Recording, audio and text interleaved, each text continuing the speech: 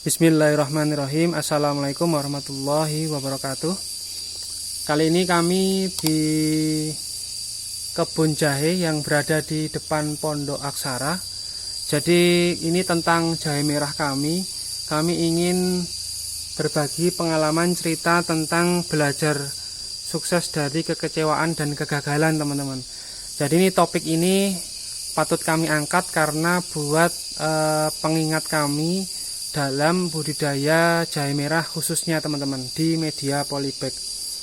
Nah, ini juga sebagai dokumentasi perjalanan awal kami yang kebetulan kami ini memasuki tahun kedua di Pondok Aksara, khususnya dalam hal budidaya jahe merah.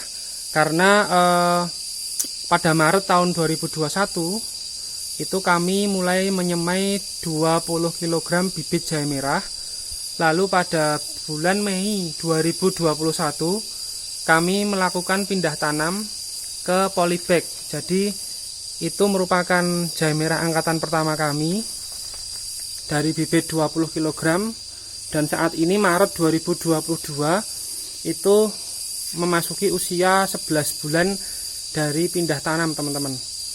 Nah, lalu pada bulan Agustus 2021 kami melakukan penyemaian kedua untuk jahe merah dengan berat 20 kg yang sama.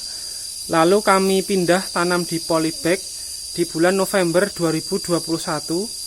Itu yang ini, teman-teman, yang bagian kiri kami.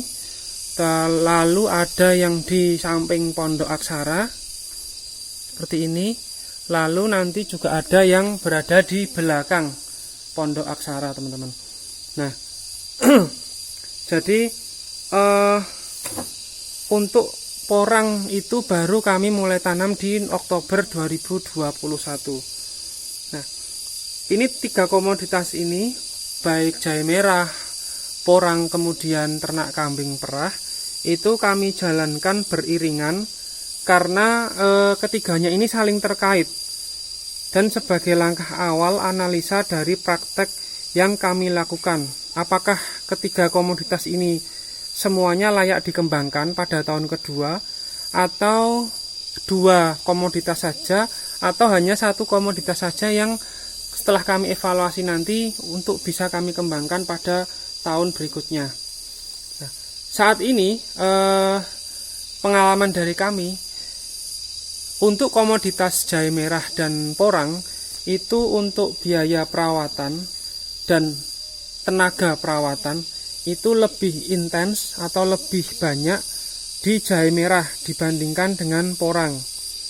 Nah, dari situ menjadi hal yang perlu kita evaluasi. Artinya di musim kedua nanti atau pada saat tahun kedua nanti, kami saat ini lebih cenderung untuk mengembangkan porang dibandingkan jahe merah, karena perawatan lebih mudah, juga secara pemberian pupuk itu lebih mudah, pokoknya lebih mudah porang dibandingkan dengan jahe merah.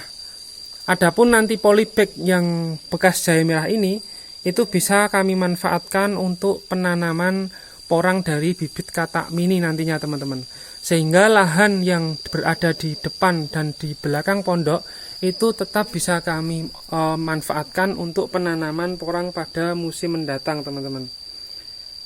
Dari sini ini kami ingin berbagi bahwasanya kita perlu melakukan strategi ini dan jangan terlalu kecewa, jangan terlalu meratapi bahwa ini suatu kegagalan, tapi ini bagian dari proses di mana dalam budidaya jahe merah khususnya yang saat ini teman-teman lihat itu biaya perawatan itu meskipun organik itu juga relatif lebih tinggi jika dibandingkan dengan porang. Tetapi jika kami kemarin itu tidak melakukan budidaya jahe merah dan porang yang pada saat bersamaan, kami belum bisa menganalisa dengan data yang real.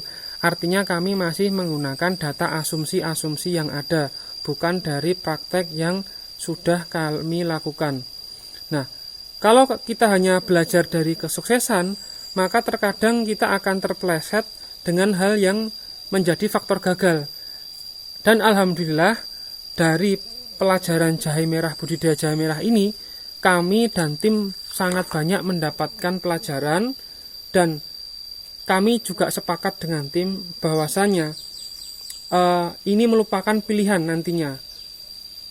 Karena kemarin jika kita mencoba di tahun pertama itu hanya satu komoditas saja, misalkan musim tanam tahun pertama kemarin kami hanya tanam jahe merah saja, sedangkan musim tahun kedua kami baru mencoba porang, dan tahun ketiga kami baru mencoba ternak kambing, itu tentunya kami secara waktu juga rugi, sehingga kami memutuskan kemarin 3 komoditas itu kami lakukan bersamaan. Dan insya Allah dan alhamdulillahnya juga memang tim juga cukup support mendukung ketiga kegiatan tersebut, teman-teman. Nah, porang memang nanti akan kami perluas, sehingga untuk lebih fokus kami terpaksa untuk budidaya jahe merah itu akan kami stop dulu pada musim mendatang, dan lahan di depan dan di belakang pondok akan kami manfaatkan untuk budidaya porang. Jadi dalam kita menemui suatu hal yang dengan kata gagal itu tidak perlu takut, karena Tuhan sudah merencanakan hal yang lain. Kewajiban kita hanya menjalani dengan penuh semangat, konsisten dan fokus, serta tak lupa untuk berdoa. Nah, yang perlu kita tahu, kita harus tahu posisi kita. Jadi selama kita mampu, ya kita akan berusaha untuk memperluas lahan porang. Persoalannya itu banyak orang yang takut gagal atau belum mencoba, itu sudah takut gagal, sehingga belum sampai mencoba itu sudah mundur duluan. Nah, kenapa seperti itu? Karena itu tergantung pola pikir, teman-teman. Jadi yang namanya pengusaha itu memang harus berani ambil resiko. Kalau kita tidak berani ambil resiko, atau kita menunda pada musim tanam mendatang atau musim tanam berikutnya, ya itu nanti melambat laun kita memupuk rasa ketakutan yang ada di diri kita itu semakin besar, teman-teman. Jadi misalkan seperti dulu kita tamat sekolah, kita menunda untuk usaha, baik itu tani, ternak maupun usaha yang lain. Lalu setelah lulus kuliah, kita menunda lagi dengan alasan kita mau kerja dulu, ngumpulin modal. Setelah kerja ngumpulin modal, kita nikah dulu, kita menunda dulu. Sampai kita mampu beli rumah, punya istri, punya anak, baru kita tunda usaha kita. Tunggu kita sampai mapan atau menjelang pensiun. Nah, kalau pola pikir seperti itu, usia makin menua, keberanian kita makin hilang. Justru kita itu jangan takut gagal. Dengan semakin banyak gagal saat masih muda, maka masih banyak tenaga, pikiran, masih punya semangat fisik yang kuat. Ini hanya masalah pola pikir saja, teman-teman. Bukan masalah pintar, bodoh, atau yang lain. Justru tidak malas, tetap bergerak, tetap berkumpul dengan orang-orang yang semangat positif, itu akan merubah semangat pada kondisi teman-teman, khususnya kami sendiri, teman-teman. Nah, kembali seperti yang kami sampaikan, bahwasanya kami akan melakukan evaluasi dari hasil 1 tahun terakhir ini dari jahe merah, porang, dan ternak kambing, dan menjadi acuan komoditas apa yang akan kami kembangkan. Jika kami tidak mampu, maka kami akan mengerucutkan agar pada musim tanam berikutnya menjadi lebih optimal. Artinya kami harus tahu diri juga tenaga kami itu seberapa, kemampuan finansial kami seberapa, sehingga jika kami ingin memperluas lahan porang, tentunya kami belum mampu jika pada musim mendatang kami fokus di 3 komoditas, ada jahe, porang, dan ternak kambing. Tentunya kami dalam pilihan mengurangi atau mengerucutkan menjadi 2 komoditas saja, yaitu ternak kambing tentu tetap berjalan, dan yang kedua budidaya porang karena kami akan memperluas lahan. Itu konsekuensi kami dari mendapatkan panen katak yang ada di lahan pertama kami ini, teman-teman. Nah, Memang paling ideal pada musim mendatang kami ketiga komoditas ini tetap berjalan seiringan, tapi kami tahu diri bahwasanya semua itu bagi kami berproses, teman-teman. Nah, jika kami tidak mampu, maka kami akan mengurangi menjadi 2 komoditas seperti yang kami sampaikan sebelumnya. Nah, jadi dari praktek yang kami lakukan pada tahun pertama ini sebatas bukan simulasi, bukan teori saja, tapi kami sudah praktek. Bahkan di belakang Pondok Aksara itu yang kami ceritakan di awal, masih ada jahe merah yang pindah tanam pada bulan November 2021.